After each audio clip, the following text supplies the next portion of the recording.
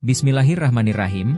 Dengan mengucapkan syukur alhamdulillah, kita panjatkan puji syukur kehadirat Allah Subhanahu wa Ta'ala, Tuhan yang Maha Esa, yang telah memberikan kita kesempatan untuk mendengarkan kitab Islami dalam kitabun majelis ini. Pembahasan kali ini dari kitab Al-Fath Al-Rabbani karya Syaikh Muhyiddin Abdul Qadir Jailani.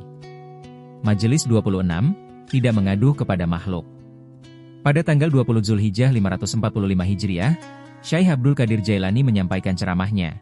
Rasulullah Shallallahu Alaihi Wasallam bersabda, salah satu pembendaharaan arasi adalah menyembunyikan beberapa musibah. Wahai orang yang mengadukan musibahnya kepada makhluk. Apa manfaat pengaduanmu itu? Karena mereka tidak akan dapat mendatangkan manfaat sebagaimana mereka juga tidak dapat menimpakan madarat kepadamu. Apabila engkau bergantung kepada makhluk dan menyekutukan al-haq di depan pintunya, maka mereka akan menjauhkanmu dan menjerumuskanmu ke dalam murkanya. Mereka akan menghalangimu darinya. Engkau adalah orang bodoh, tetapi mengaku orang berilmu. Salah satu kebodohanmu adalah tersita waktu engkau dengan dunia sehingga melupakan Tuhan pencipta dunia. Engkau mencari pengobat bencana dengan mengadukannya kepada makhluk. Celakalah engkau. Apabila anjing yang buas saja dapat dilatih berburu, menjaga binatang buruan dan meninggalkan keinginan serta wataknya, demikian juga burung. Apabila dilatih ia dapat menahan keinginannya untuk memakan buruan, nafsumu lebih layak untuk menerima pendidikan lebih dari anjing dan burung.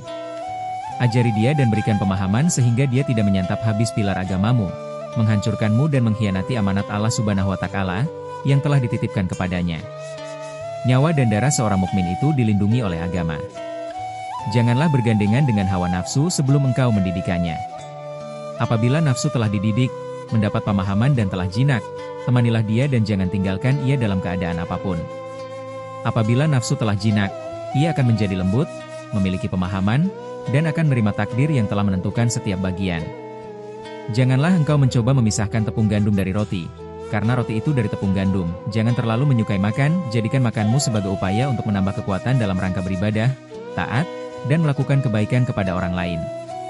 Wataknya akan berubah menjadi pemurah, zuhud terhadap dunia dan cinta terhadap akhirat. Kemudian ketika dia telah zuhud terhadap akhirat, ia akan beralih mencari Allah Subhanahu wa Ta'ala. Maka ia, nafsu, akan mencari bersamamu.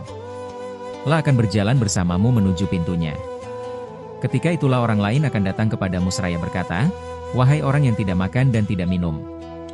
Orang sakit yang berakal tidak akan mau makan kecuali sesuai dengan anjuran dokternya, ia akan selalu mematuhi dokter tersebut dengan penuh sopan santun. Dia tidak akan melakukan hal bodoh, baik saat berada di hadapannya maupun ketika sang dokter tidak ada. Wahai orang yang tolol, wahai orang yang tergesa-gesa, makanan telah diciptakan untukmu, adakah orang lain yang dapat merebutnya? Kebodohan apa yang engkau lakukan? Engkau tidak memiliki keteguhan, akal, keimanan, dan tidak membenarkan janji Allah Subhanahu wa Ta'ala.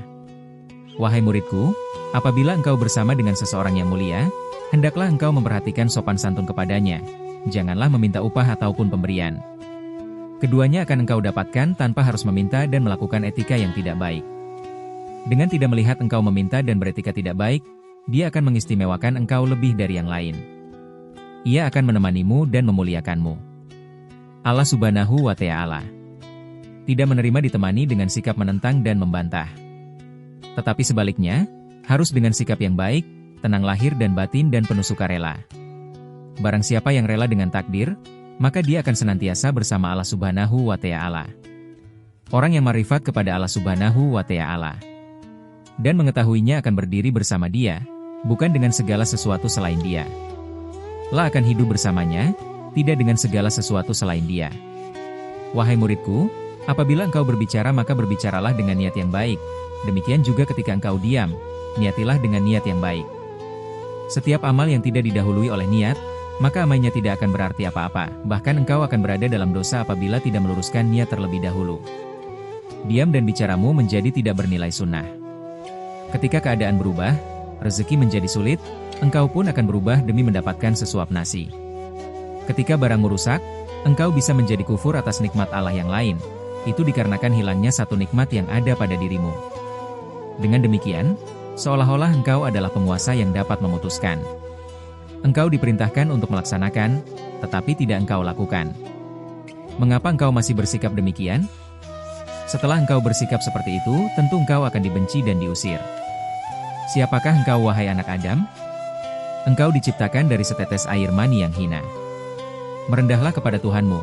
Jika kamu tidak bertakwa, maka tidak ada kemuliaan bagimu di sisi Allah Subhanahu wa Ta'ala, ataupun di hadapan orang-orang yang syalih, baik di dunia maupun di akhirat. Wahai manusia, hendaklah engkau selalu berhati-hati karena engkau senantiasa berada dalam pengawasan Allah Subhanahu wa Ta'ala. Seharusnya engkau berpikir, bukalah mata hatimu.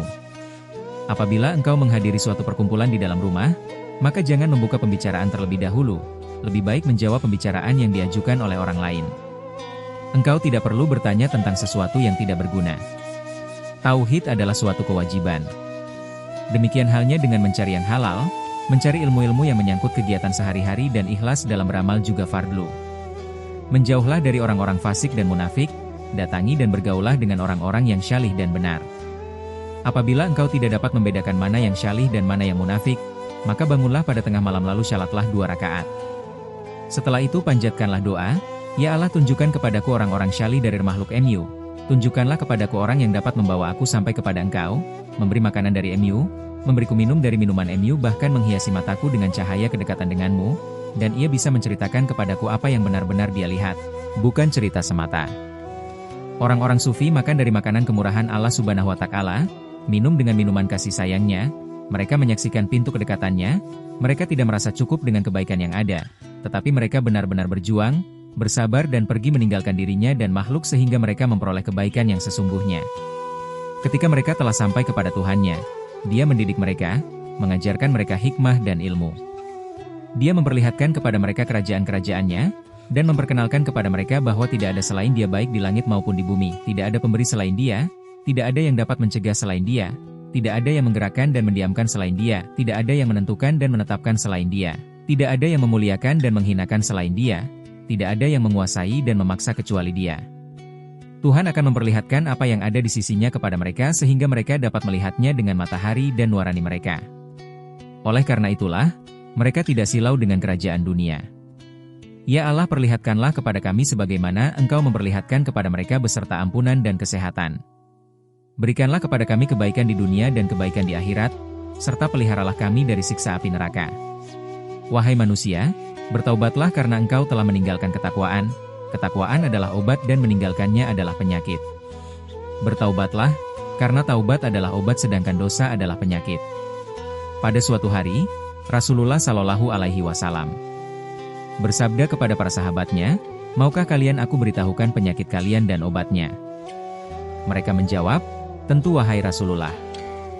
Rasulullah Shallallahu Alaihi Wasallam bersabda, penyakit kalian adalah dosa dan obatnya adalah taubat. Taubat adalah atapnya hati, senantiasa menghadiri majelis zikir dan taat kepada Allah adalah penyembuhnya. Bertaubatlah dengan lisan iman agar engkau memperoleh kebahagiaan. Berbicaralah dengan kalam tauhid dan keikhlasan, sehingga engkau mencapai kejayaan dari Tuhan kalian. Jadikanlah keimanan sebagai senjata kalian ketika menghadapi berbagai ujian. Ya Allah fanakanlah kami dari segala sesuatu selain Engkau, pertemukan kami dengan Engkau. Ya Allah berilah kami manfaat dari apa yang kami katakan, dan berilah mereka manfaat dari apa yang mereka dengar dariku. Ya Allah anugerahkan kepada kami penerimaan atas takdir MU dalam setiap keadaan. Ya Allah bantulah kami untuk memerangi nafsu kami. Ya Allah, tolonglah kami dengan ketaatan kami kepada MU, dan jangan hinakan kami dengan kemaksiatan yang kami lakukan. Ya Tuhan kami, berilah kami kebaikan dunia dan kebaikan akhirat, dan peliharalah kami dari siksa api neraka. Amin ya Rabbal Alamin. Berlanjut ke pembahasan selanjutnya.